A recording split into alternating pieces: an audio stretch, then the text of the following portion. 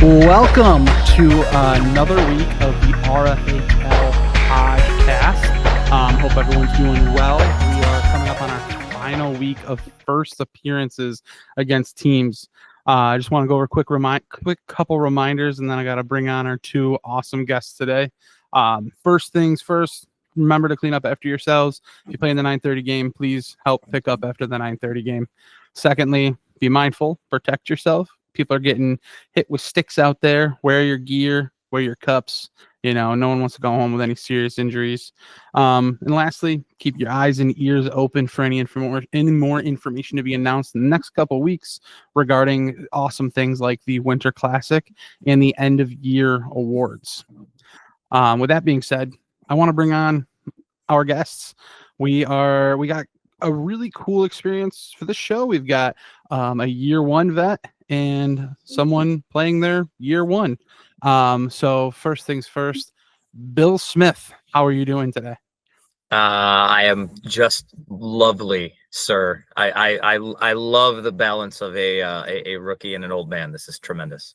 Yeah, I mean, I was definitely nervous about bringing rookies on this season because this is such a throwback season. I really wanted to focus with rookies, talk about previous stuff, the history of the league. But then LeDuc reached out and he was like, I'd love to be on the pod. And I'm like, you know what? That'd be kind of cool because I reached out to Bill previously and LeDuc would be great. Which, speaking of, LeDuc, welcome to the show. Thank you for having me. First podcast ever as well. Ever? Like never done anything like this before? I didn't even know what a podcast was till like Spit and Chicklets came out. So okay. Well, I mean, it's a good starting ground, especially for a hockey player. It's a good stomping ground for a podcast. Yeah. Welcome to the RFHL, Steve. I guess I just want to start there. Did you find the league through like Matt and I, or how did you come across the RFHL? You know, I can't even remember. It was either between you, Matt, or John Foss. Oh yes, I remember for many years. And I know that you guys used to play at Horizon where I reffed, and that's how like we kind of all got to like know each other. And then I had to stop reffing. I don't know. I think it just took up too much time with young kids. And then that league like folded, right? Mm-hmm. And you guys joined that. And actually, I think that's how it is because I asked Matt, like, hey, what are you guys doing now? And then he told me about it. And this was probably 4 or 5 years ago, maybe. Maybe I'm throwing out wrong numbers, but that's when I first heard about it. I'm like, oh, cool. How do I sign up? And they're like, hang on, you can't just sign up. So I just kind of I followed them on Facebook and stuff. And I was playing ice hockey, and then the ice hockey games are just too late now for me, 10:45 p.m. So I'm like, all right, I'm going to try to switch it up here. So awesome. Well, how are you liking the league so far? Man, it is fun, right? Like I always, I miss the ice hockey aspect with the same guys we played with for years, the camaraderie, but it's the same thing here. It's harder. I'm sorry. I think it's harder than playing ice hockey. All right, because ice hockey, you have that big open sheet with 5 guys on the ice.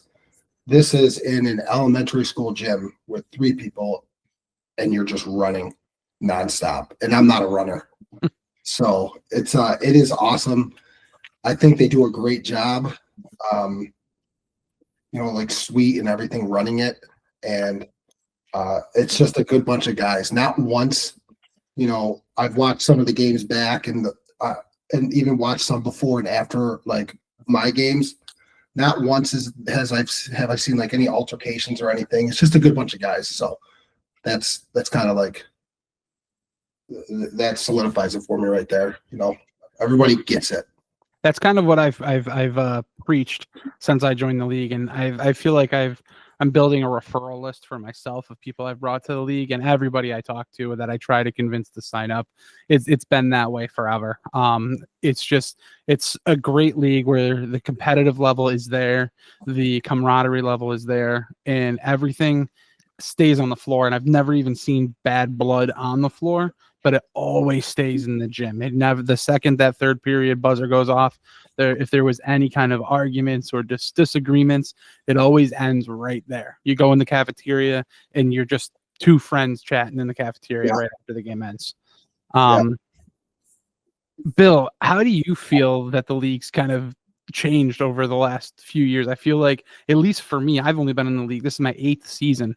And I feel like the competition level has just been like a weird, crazy incline. Do you think the competition level now is higher than it used to be, or do you think it's kind of a graph? Yes, I do. I think goalies have gotten better. We've added more skill. Those of us that have been around a while understand the bounces of the gym and the speed of the gym. And I mean, Steve, everything you just said about how hard it is, and you are as talented as you are, and you're lighting up the league, like you're understanding kind of the mechanics of it. It is hard, but yeah, I think we are as a high skill level as this league has ever had, and that's a good thing. It is every year just kind of even just gets a little bit better, and I think, and that is not to take away an ounce from back in my day and such and such, but yes, I think the league is at its highest right now, talent wise. I think the coolest thing for me with what you just said is I think back to a podcast I think I had during the playoffs of last season or at the end of the season.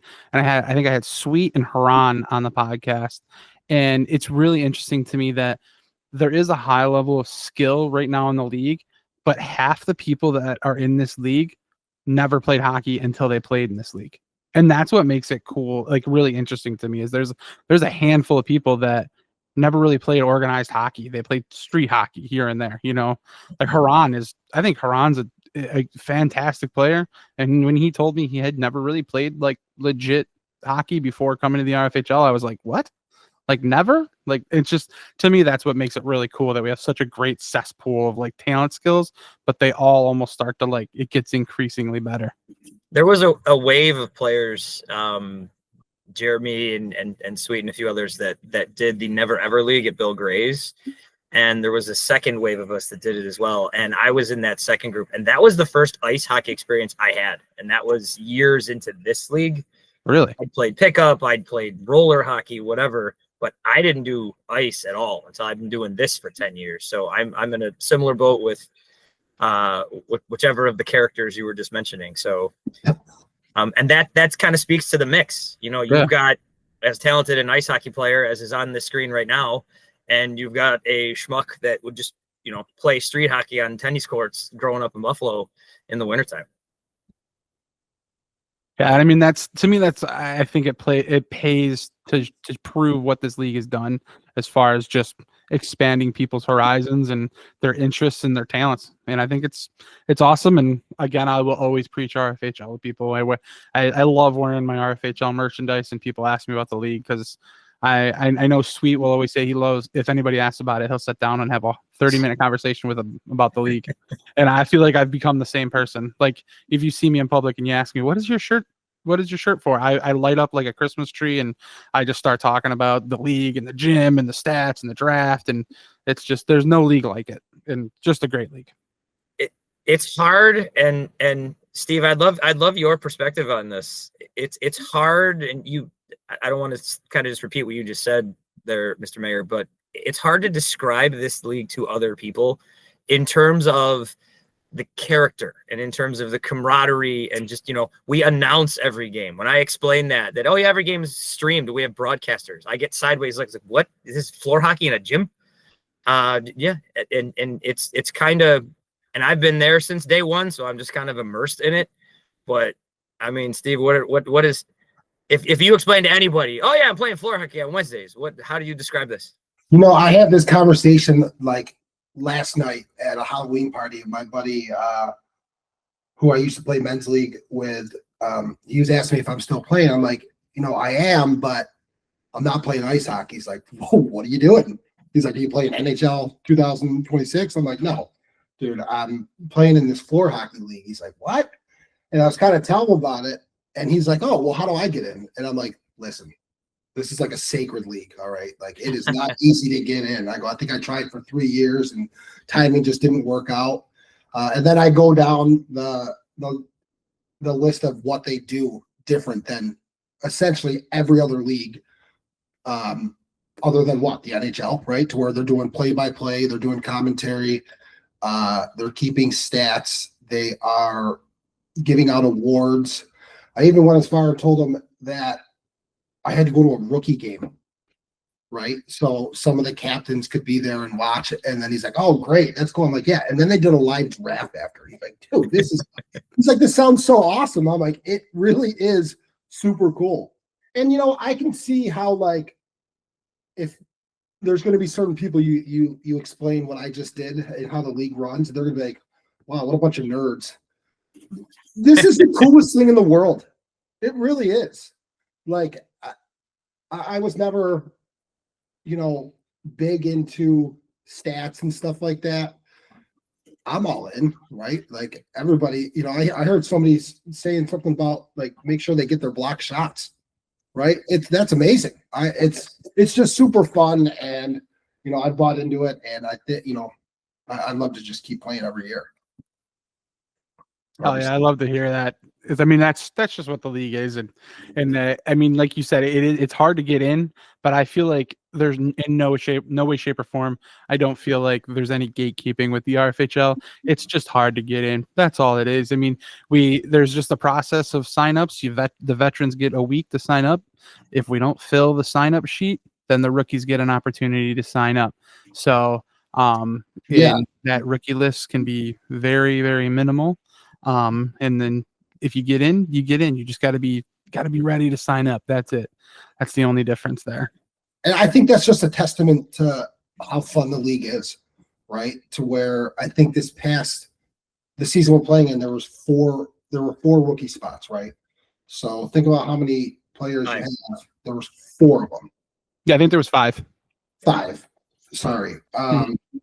But so again, that's just a testament to the league. Like, everybody comes back every season. Mm-hmm.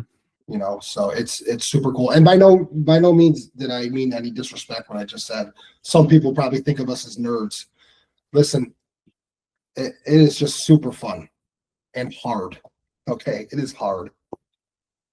And I would like to put a statement out there based on the Discord over the last week. Stat keepers, we appreciate every single person that volunteers to stat keep, every single person that volunteers to ref. No one's getting paid for it. It's all volunteer stuff, and we're helping out. So thanks for doing the best that you can when you do the stats. So no hard feelings on stats that are missed or anything like that. Speaking of stats, I'm going to do a quick rundown of our last week of games. 6:30 game, the Sarnia Sting got the upper hand on Limp Biscuits with a 10-8 victory. The 7:30 game, the Master Vaders walked through the Iron Thrones with a 15-5 victory. The 8:30 game, the Phoenix Coyotes. The Phoenix Coyotes are back in the win column for 2 weeks in a row now, 10-3 over Good Morning Vietnam. Mark 3 weeks in a row. Oh, 3 weeks. My fault. Mark is finding his stride. The one thing that we were worried about was Mark finding his stride, and I think it's coming. In the 9:30 game, RFHL After Dark went to overtime with a tribe called Quest getting a 10-9 victory over the Manitoba Moose. Poor Kaz is coming out on the hard end of the overtimes this season, with I think 2 overtime losses now. Real quick before we let you guys kind of duke it out about your game, I do want to touch on that Phoenix Coyotes game. I feel like in the beginning of the season there was a lot of conversation of that team being a good team. You got 3-time goalie of the year winner in net. You've got a pretty solid offensive line. And for some reason they were just going winless and looking like they were struggling to get even in the game. But now it seems like Mark is, 3 goals allowed the whole game. and they're hitting the double digits now with their goals for. It looks like the Phoenix Coyotes might be kind of hitting a stride here. Bill, you called that game, correct? I put this on the broadcast this week. I have called the last 3 games. There are 3 wins. So and I didn't want to say to Mark, hey, you know, I deserve no credit, but I mean, maybe I deserve some credit. I don't know. Did you see, and have you seen a difference in the last 3 weeks then? I have. I think Mark is playing great the last 3 weeks, which always helps. Like you rattle off his accolades already, so that'll always be great when you've got a talented goalie and a guy who's done a lot of winning, playing well. They're moving fast. They're moving the puck well. When you've got Paul, you've got someone can just laser beam it in. But they, in addition to that, are moving the puck and they're incorporating other guys. D'Angelo's had 3 great weeks. I mean, their whole roster is playing really, really well. I think that is deservedly right now where they are, but they're going to keep winning. I think that's a really good team. Do you think that there's still any areas where they could probably work on as an opportunity? You know, if you just look at that last game, because and the balance in the league this year, you know, obviously we've got the leading team who's leading, but like Sweet's team, Good Morning Vietnam, that is not a 1-5 team.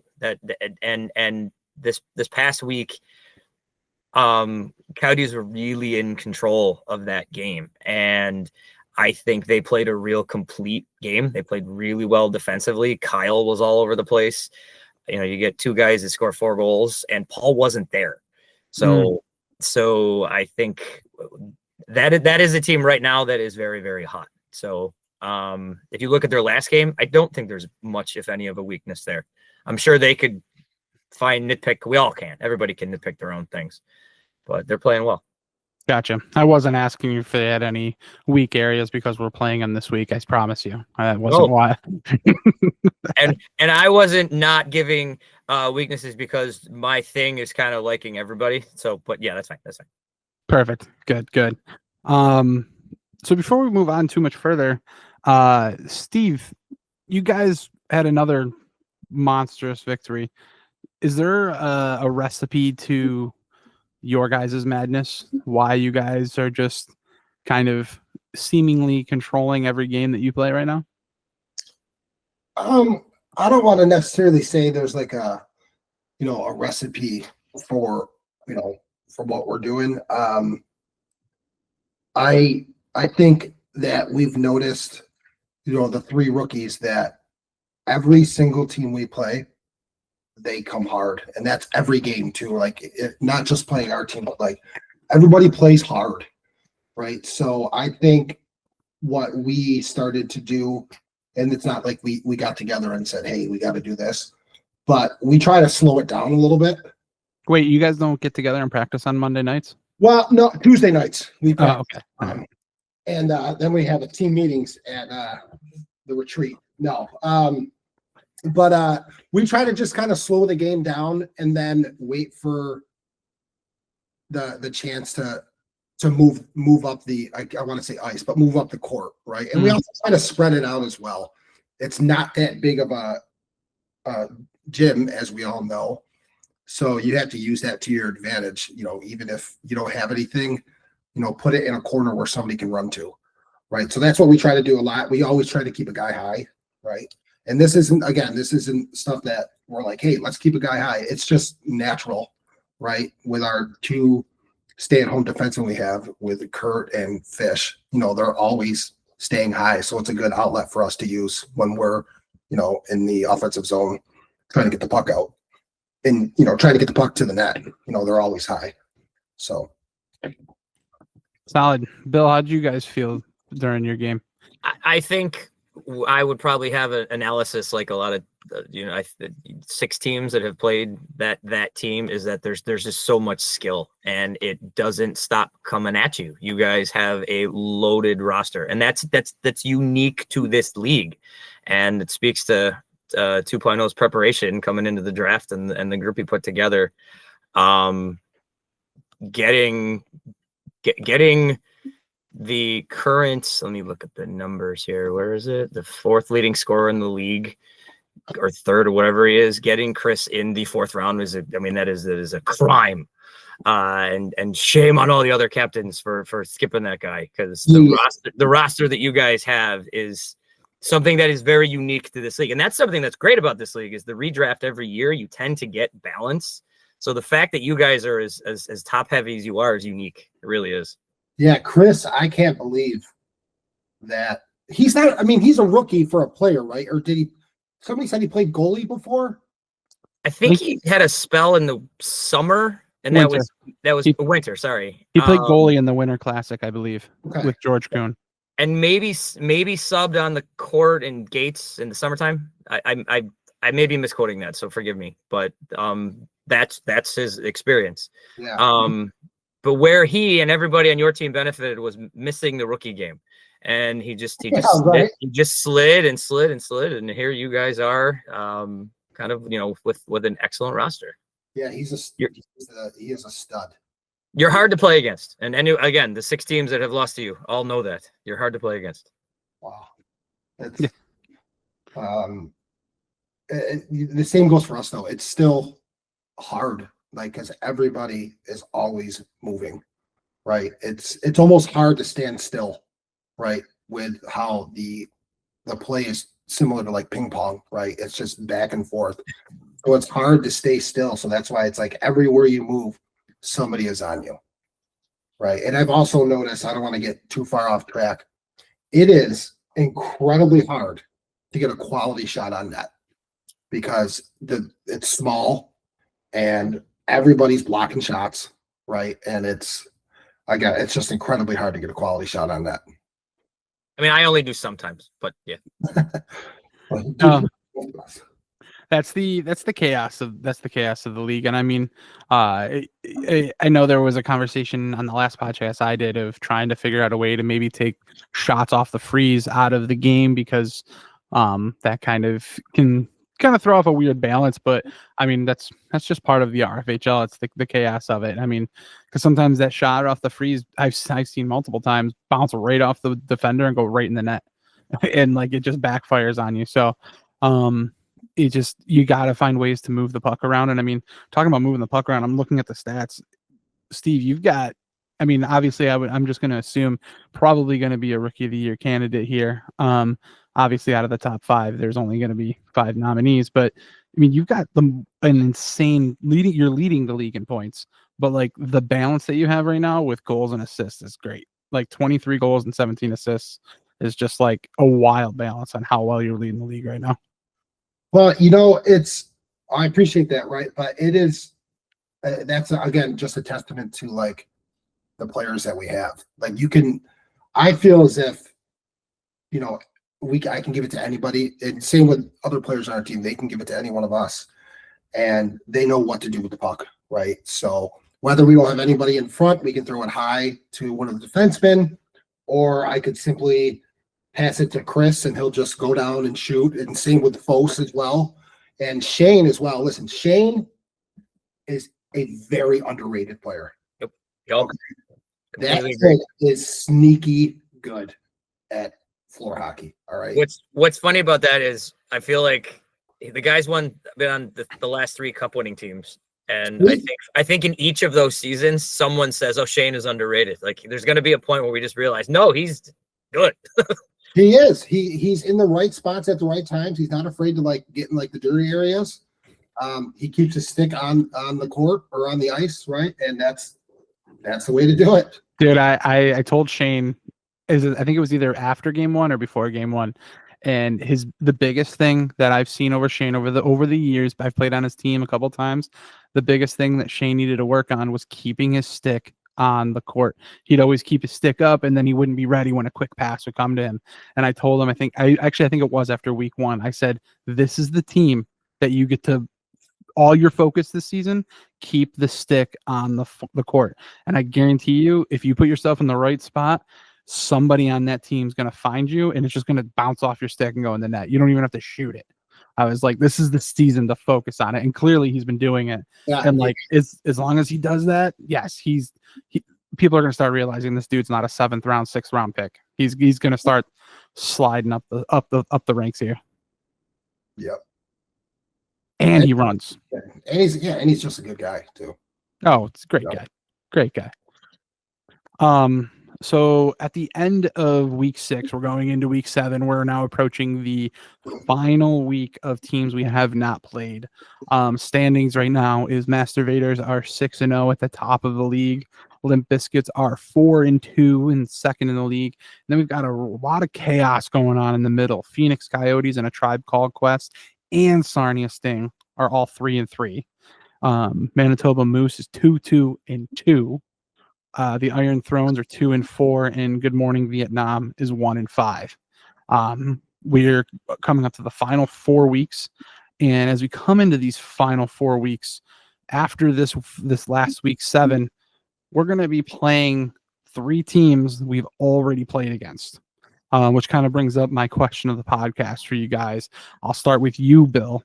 Since we have 3 weeks of rematches around the corner, what team are you looking forward to playing against and why?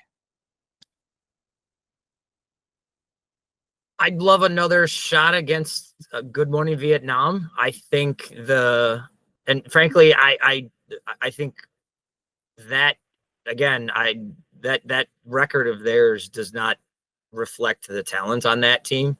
So I think, I'm saying that not at all implying, thinking it'll go our way or single handed, whatever. I want that rematch because they had our number that first week and they ran circles around us. The following 2 weeks, when we picked up our 2 wins, that's when we had our legs under us the best, and those are our 2 wins. And I'd love another shot, and we're going to get that second shot. I'd love to split the season with that team if we're able to. We had a week in there where we were down a couple of folks, and Frankie went in goal when Alex was away. So we were without our first round floor player. And again, we moved really well. We ran, our legs were under us. So that game, we'll be back to the way that we're, aligned, the way we were designed. And I'd love to kind of see how that shakes now with Alex back between the pipes. And every single week, Austin is getting better. I think, speaking of players that maybe get underrated, I think Jake Shelton is just having a dynamite season for us. Glenn is killing it. So like Rob and I, the old men, kind of holding it down. Frankie's running around like a madman. I think the first those 3 games will be fun repeats for us. But I'd like to get that win back against Vietnam if we can. Yeah, I mean, I feel you guys there because I feel like Good Morning Vietnam, the way they've played every game from when they have a full team, it's fast. Steve, Sweet, it's just, I'm watching them, and sometimes it could play into the way the record is. Maybe they're too fast. Maybe the puck's not keeping up with how fast they want to move the game. But in that game against you guys in week 1, I think I did stats for that game. I remember watching it. They were running, and you guys just couldn't figure out the chemistry to match their speed.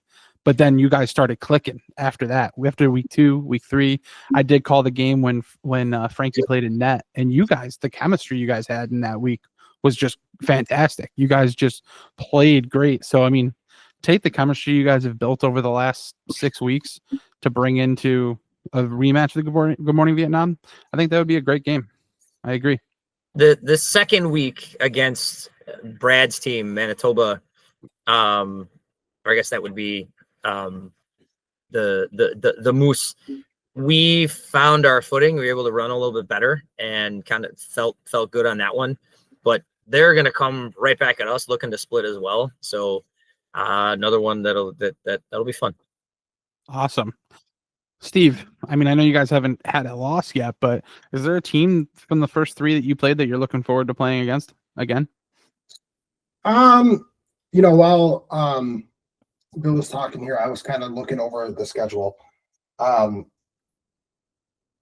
love playing against Matt and Fos and you guys because I know you guys. So that one, but also I think it's, let me see here. I think it's a Tribe Called Quest, right? With is it Dr. K and Furlano? Mhm. That was a really fun game because, again, in a good way, like that team's aggressive. Yeah. Right? I love like the aggressive type style. And so those are always just fun games to me. It's competitive. And, sometimes the score doesn't really do justice on these games. They're a lot closer than it looks. Mhm. So I would say those two teams. And then, of course, I got to throw it in there, Phoenix Coyotes, just because I coach Mark's son. So I can always talk to him about it in the locker room. Like, hey, Connor, see me beat up on your dad yesterday. So, if I had to pick one, though, probably a Tribe Called Quest. That's it. Again, that was probably the funnest game that we played. Gotcha. Yeah, I remember watching that game, and I talked about it on the stage. I talked about it on the podcast. I think that game was like a necessity for you guys because I feel like at that point you guys knew how to score. You guys knew how to play. You guys seemed like you were adjusting to the gym really well. But I think as far as the veterancy between between you, Foes, and Chris, the knowledge that you guys have of hockey, I feel like you hadn't figured out how to match the intensity of the RFHL. How hard should you go? How hard should you pull back? I think you guys were still figuring that out. And that was the perfect game to figure out how far you can really go because Furlano and Dr. K are going to show you what intensity is in the RFHL. They're coming at you. And again, I love it. Kind of what I said back to in the beginning. It's just a good bunch of guys in this league. So if it does get a little aggressive, it's nothing personal. It's the competitiveness. So yeah, 100%. Awesome.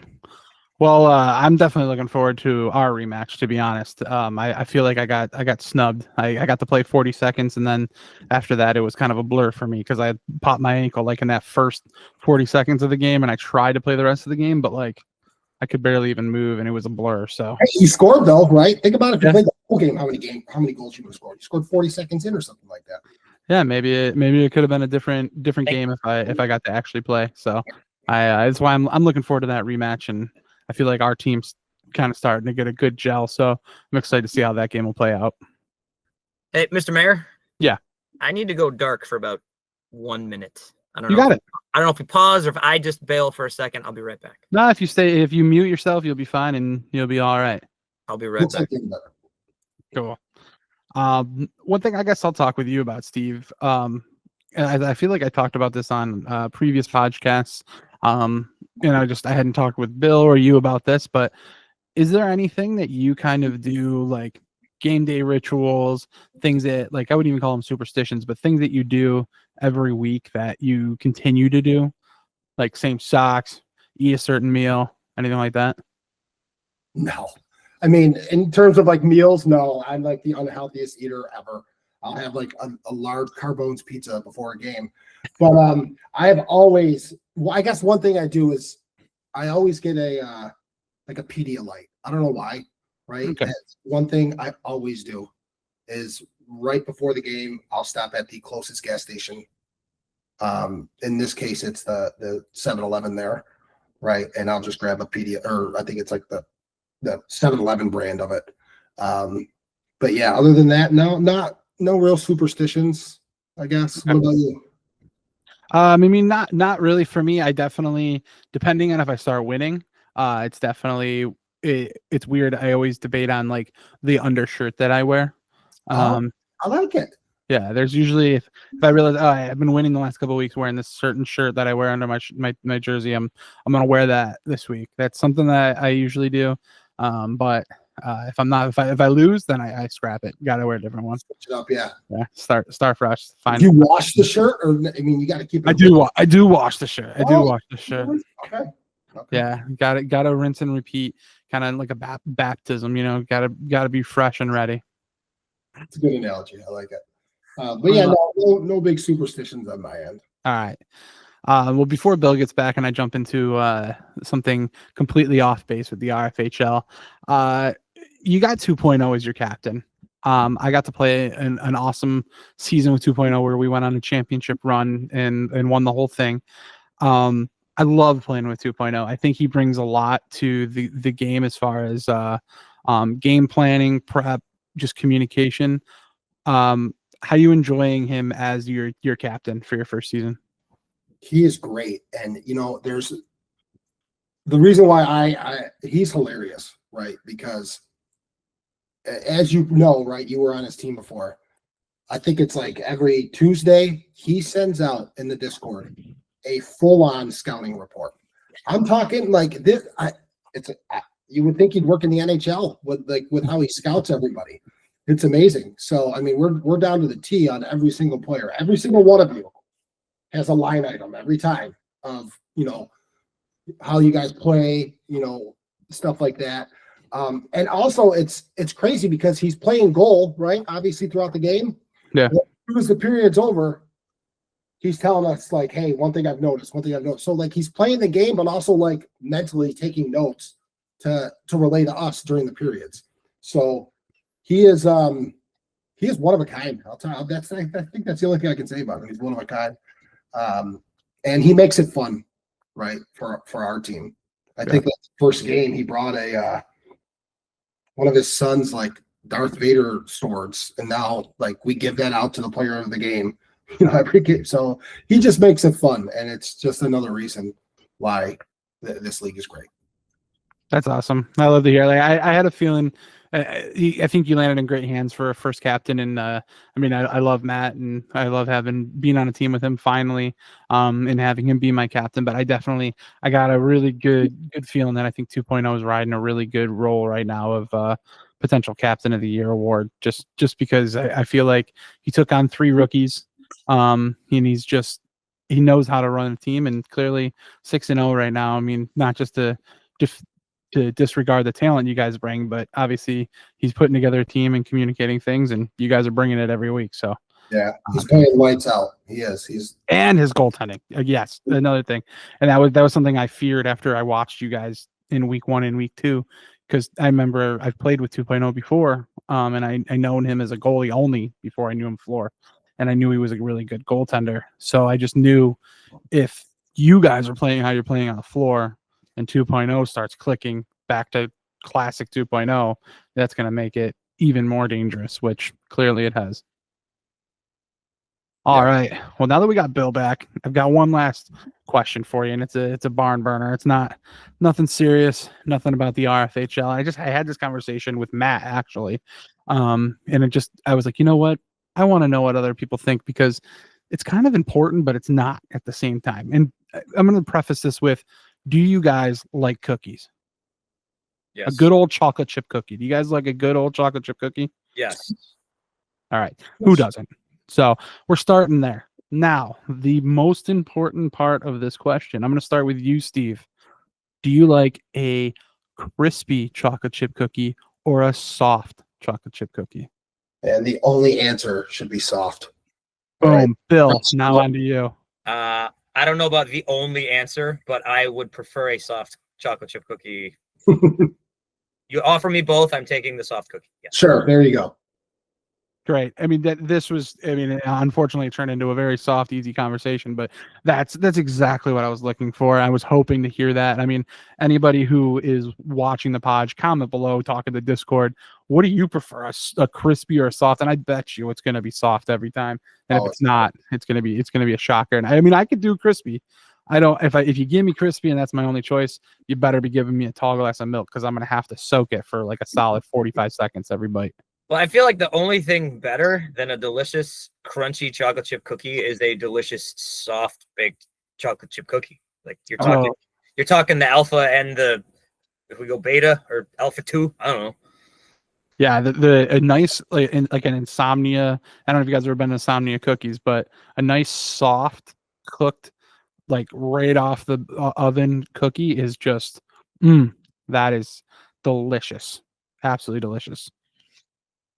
I know it's cliche to appreciate crumble cookie, but their chocolate chip, I mean, like all their stuff, it's dense. It's gonna clog your arteries, but man, it tastes good. Yeah, I feel like now that's where I feel like we can debate is I don't know if I really care for crumble cookie too much. I wanted to come to you with I've never been a huge fan of Insomnia. I think it's overrated. Okay, so overrated, I can't go overrated. Can I say overpriced? 100%. For both, you could say overpriced. I prefer crumble, but they're expensive. Yeah. My wife and I, we went to Insomnia the other night, Friday night, because we just happened to be on Mount Hope, and we walk in, it smells amazing. It just immediately their mouth just starts watering. You want to drink milk just from standing in there. And we were like, you know what? We got a kid at home. Let's just get the 4 and 4. We'll get 4 deluxe cookies because you got to get the triple chocolate chunk. If you don't get it from Insomnia, you're losing your mind. We get the 4 and 4, and I'm like, yep, pick our cookies. We're good to go. And when that cashier said the total, I almost threw up. I was like, there's no way I'm paying this much for 8 cookies. There's just no way. You paid, right? I was going to say, you left with those cookies, right? Yeah. You weren't leaving with those cookies. We left with those cookies, and I think I was at the red light, like opening the box, trying to like get the cookie in my mouth because I was like, I got to eat it hot. I just got to eat it hot. Every crumb was eaten. You're like, that's worth 9 cents. Yeah. I got home, I got chocolate on my lips, and I'm just trying to get it all off. Had to get every penny's worth. I enjoy a good Oreo cookie though too. Yes, Oreo cookies are a phenomenal choice. I feel like, unfortunately, with Oreos, they're like a weird addicting thing for me. Like if I see an open pack of Oreos, I'm like, yeah, I'll grab 2. I'll grab 2 more. The sheer number of different types too it's overwhelming, but every single one of them is delicious. They have not missed. They got the Halloween. They have the Halloween versions coming out. I'm assuming they're already out with the. Brother, they've already got the Christmas ones out. Yeah. You know what?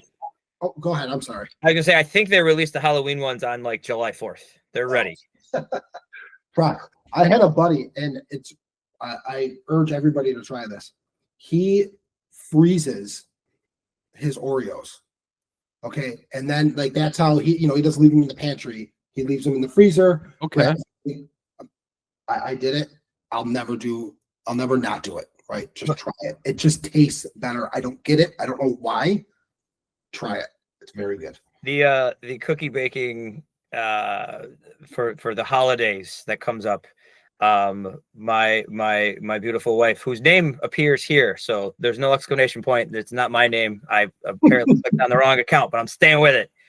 My wife bakes what is called in our house an Inception cookie. It is an Oreo inside a chocolate chip cookie, a soft baked chocolate chip cookie. It is, I can't put words to it. It is a fantastic creation. And make an extra batch this year. All right. A cookie inside a cookie, much like Inception.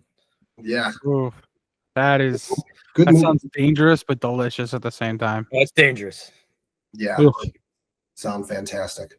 I am loving it. Well, thank you guys for going down the cookie rabbit hole with me. I appreciate it. I want to know the ensuing cookie chatter tomorrow on the Discord where this goes. Because this was some insight. This was the expert analysis. Everyone's paying money to hear.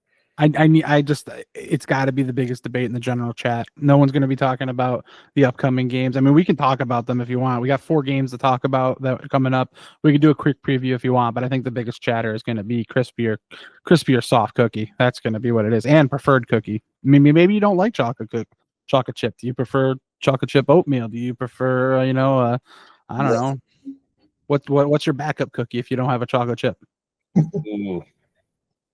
Oh, now I got you thinking. I see the thinking face right now. I'm a frosting guy. So really anything that's got like an Oreo, or and again, I'm going to go to crumble. Anything that's got frosting on there, I'm in. Yeah. I think I'm with you on that too. So you like Christmas cookies then? Like the good old Christmas cookie with the frosting? A just ordinary cutout or sugar cookie with with whatever's on there, chocolate, whatever you got me, I'm in. I'm ready to go. And then I'm doing everything I can to hit the gym the next day. Awesome. Cool. Well, thank you guys. I appreciate the cookie conversation, but we will do a quick touch base. And what do you got? What do you got, Bill? I maybe it's too narrow, but I feel like we've gone on this tangent long enough. A cookie themed year, perhaps. Ooh, or dessert themed season. If the POJ is listening, maybe a dessert theme. Oh, I like it. Noobs has to be a captain though. That's the only. Oh, that would be unfair almost. Yeah, Noobs has to be a captain. Yeah. What is if who is listening? The who? Steve Circle of COJ. our board of directors. Oh, okay. It's the best. That's again another tidbit of what makes this league great. It's not so Sweet is the commissioner, right? But any decisions that are made, the changes that happen in this league, if there's a rule change or anything, it's not Sweet that makes the decision. It is a group of people. There is how many people? 6, 8? I think it's 6. I might have that number wrong. So, I mean, it's a group of people who will talk. So, I mean, if you think there's a rule change, you could propose it at the end of the year when the survey thing comes out on Google. You could say, hey, I think maybe we should do this next year. Get rid of the shot off the freeze or whatever else. And then the COJ will, talk about it. We've been getting X amount of requests, does this seem fair? And it's a conversation. It is not a single person who makes a rule change. And I think that's what makes the league even better. Bill, what's like the longest standing rule? Right? Is it 3 second, like you got to wait 3 seconds after the goalie covers it. Is it, I don't know. Outside of maybe traditional hockey, yes, that's probably it. Because in the early days, we couldn't freeze. There wasn't going to be a face-off every time because there's so many stoppages in that sense, and you don't think of it. But if we did a face-off in NHL or a drop every time, that would take so long. Yeah. That might be outside of the norm when it comes to hockey. That might be the longest rule. That's probably right. Yeah. We've been doing that from the start. Steve, that was a great question. Doing my job for me. I mean, I don't know why I didn't even think of again, we got somebody playing year one and a season one vet. I didn't even think of that spot on. Chef's kiss. Great question, Steve. I got you. All right. Well, before we wrap up, because we've been going for a while here, boys. Let's do a quick touch on these games here. 6:30 game, Iron Thrones. Bill, you guys are taking on a tribe called Quest. You got any thoughts on this game? It's the only. All of us are in the same boat. It's the only team you haven't seen yet. I have had a bunch of seasons with Furlano. I know what he's capable of. I don't know if I've ever been on a team with Dr. K. Actually, I'm not sure of that. And I know there's a website that would tell me. But much like Steve was saying before, this physical. It's going to be a battle. There's talent up and down there. Ellen's having a great season. I think that'll be tough for us, but I'm excited. I like and again, we do it every year. We draft every team. I like seeing a new team every week until we don't. So I'm excited to see a team we haven't seen. Gotcha. And I mean, I would assume you're probably not going to choose against your team. So Steve, what do you? Oh, okay. I'm not going to. No, okay. I think we win 6-5. Late goal from Glenn Fredman. Ooh, okay. Oh, got to throw Glenn in there. Yeah, that's your clutch player of the year for sure. Steve, what do you got thoughts on the 6:30 game? No, these are loaded questions for me because I'm a rookie, right? I don't want to come off. I don't want anybody coming up to me Wednesday and be like, "Hey, I heard you picked against us." As long as you don't call anybody mediocre. No, but careful with that word. I just based off playing both of the teams and the way the game plays in this gymnasium, I'm gonna go with who is it? The Tribe Called Quest, just because of the physicality and the grit that they play with. But this is why anybody can beat anybody, right? Like it doesn't matter, right? You can have a goalie that has an off game, and you could get a few bounces going your way, and if that happens, just keep rolling with it, right? So, sorry, Bill. All right, don't hold it against me. I'm gonna go with a Tribe Called Quest. I'm not picking a score. I don't know scores. I'm not good at this. I lose every day in over-unders and not picking a score. I got to say one thing I'm excited about for the 6:30 game is the two veteran goalies going head to head here. Brett and Alex, just two longtime goalies in the RFHL. So it's a good throwback game for the final first time matchups of the season. Moving to 7:30, we've got the Manitoba Moose led by the Haynes family, going against Good Morning Vietnam, who just they want to get back in that win column hungry. Steve, you got any thoughts on that game? Again, I'm going to pick the Manitoba Moose. I think, actually, I don't know. It's tough. That's a tough pick because both teams are really good. We played against the Manitoba Moose, and I think his name's Brad. Yeah. That kid can play some hockey. That will be the only time that you will ever say, quote, I think his name is Brad. Yes. Sorry, Brad, if you're listening. He is a stud, right? So I think if they can contain him, it's going to be I think it's going to be a good game anyways, but if they can contain him, then there we go. It could go either way. Yeah, I mean, I don't know if you watched the early podcast of the season or even the draft show, but I mean, that was kind of like one of the bigger takeaways of the draft, because Brad, every season, it's almost been like a flip of the coin. Is it going to be John Foes or Brad as the number 1 pick overall? So to see Brad slip down to 6 was wild. It was just very crazy to see him to drop down to the 6th pick this year. So he didn't go number 2?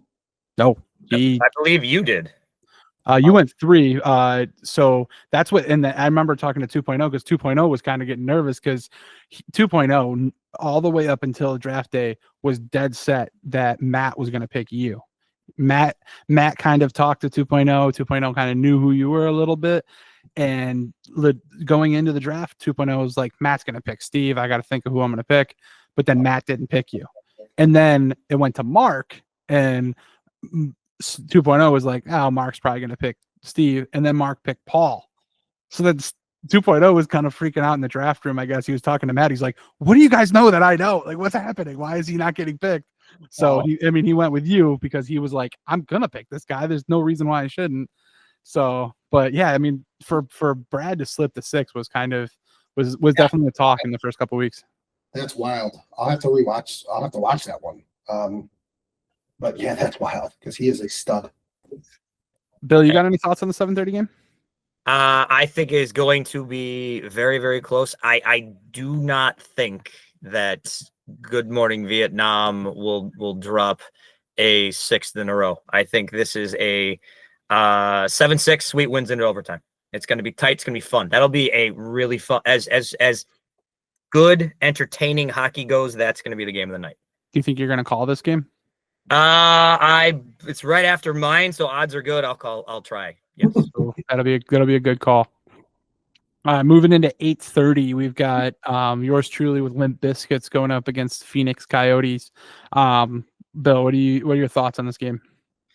Phoenix is hot right now, man, but Limp Bizkit sitting there in second place. No one knows that, like, you don't vote against the firepower of John Foes. You know, we 2 weeks ago, I think he put up a 9 spot against us. So I think that game, Paul coming back, I assume, I don't know that for certain, for the Coyotes. I think that one's high scoring. I think D'Angelo throws in another hat trick. I think Limp Bizkits win that one 10-9, but it's going to be tight. Agreed. Leduc, you got any thoughts on that one? I think it's going to be really tight. Mark is a crazy good goalie, right? So, but the Biscuits are coming off a loss, right? So you guys are going to come out with some vengeance here. And again, with John Foes just sniping from virtually anywhere out there, it's going to be a big game. But then isn't Paul, actually, I was talking to Foes about Paul. Isn't he like the GOAT of the league? Doesn't he have like 1,200 career goals or something like that? Like 1,200? 1,300 and change, yes. 1,300 goals. Like, think of that number in your head. 1,300 goals. So I think it's going to be a good game. And in fact, actually, I think I'm going to come early to watch that one. So yeah, it's definitely going to be barn burn. I mean, obviously, I'm going to go with my own team here, Limp Bizkits. But I mean, my only intimidation going into this game is, I mean, I've played Paul. I've played against everyone that's on this team. And I think the matchup's gonna be good. But the big thing for me is Mark. I feel like has found his dial in. He's the last 3 weeks. He's been good all year in my opinion. But these last 3 weeks, he's just churned it up and found out, okay, what do I got to do to win? And his team's playing well in front of him. So it's definitely going to be a tough battle, and we don't want to drop 2 in a row. So it's going to be a good fight. I did some quick math here, and this may have been math that has been mathed before. Paul, his goal total in his 25 seasons, he's averaged in his 25 seasons over 46 goals a year. So you do that, you get to be the all-time leader in goals. Yeah. Ovechkin couldn't score more goals than he could in this league. I'm telling you. All right. Yeah, Paul's a legend. I mean, that dude never stops with hockey either. So yeah, I think he plays hockey or is involved with hockey 6 days out of the week. So yep. Moving to 9:30, Steve, we've got your game going up against the Sarnia Sting, the only team you haven't played against yet. What are your thoughts going in this game? Any game plans, thoughts? No game plans yet because 2.0 hasn't finished his novel of scouting. So I'm not going to pick against our team, right? So I'm gonna go with us, but I have no clue, right? Just because is Kako the goalie that looks like Rambo out there with no he just wears a t-shirt? Yes. Okay, yeah. So that scares me right there, right? Like he's out of his mind for not wearing anything like that. But I'm gonna choose our team, right? I don't know what the score will be. Looks like Rambo. I love that. That's a great call from him, especially too, because I mean, speaking of Rambo, I mean, I was just telling my wife because my wife came to the game, and the last time my wife came to an RFHL game to watch was when Konko unfortunately had his really serious injury last season. And to see him back already is just like wild, and he's playing classic Konko goaltending this season. Took him a game or two, but again, just like Mark, once you find that rhythm and you find what works for you, he's playing great. I had to tell my wife, I was like, you know who we just played against, right? Like the same guy that ambulance had to be called for. He's back and he's crushing it. So yeah, I mean, I'm not going to give you, I'll let 2.0 give you the scouting report on that. And maybe Bill can give you some insight on the legendary Konko. And I mean, you're playing an RFHL veteran team, Chatterton, Jeremy. I mean, that team is filled with legendary RFHL players. I called was it the first game of the year? And the amount of seasons on that team is far and away more than everybody else. That is a veteran laden. Dan, John, Jeremy, myself, all from the first season. So that team, Sarnia, I think when they are playing at their best is right up there. When they are playing at their best. So I think this is going to be a super fun one. I would have a real hard time right now picking against your team, Steve. I really would. You guys are clearly showing you're top for a reason. I think Paul and Kenton both put up numbers in this one, but I think 2.0 makes a late stop. You guys win 7-6. Ooh. Okay. Bill's got all the close games this week. I love it. They're all one goal. I like it. Intense. Not that I did that on purpose. Come on now. All right, boys. Well, I appreciate you guys being a part of this. You guys got anything else you want to throw in here before we wrap up this pod? Just thanks to like everybody that I've spoken with that I don't know like personally, right? This league is great, and you guys make it really easy for newcomers to come in, and I just appreciate it. Just everybody, right? Everybody's a good bunch of guys here. Awesome. And Ellen. What's that? Sorry, And Ellen. Oh, and Ellen. I'm sorry, Ellen. I apologize. The whole Fridman crew. It's the best league in the world, and when we add folks like yourself, Steve, it just gets better. So this is Wednesday's the best night of the week. Is it Wednesday yet? He's got it already. That was spot on. Played 6 games and he's got it. This guy. Steve, I need you to lean into your camera and I need you to give me one really good "Is it Wednesday yet?" so we can end this podcast. Is it Wednesday yet?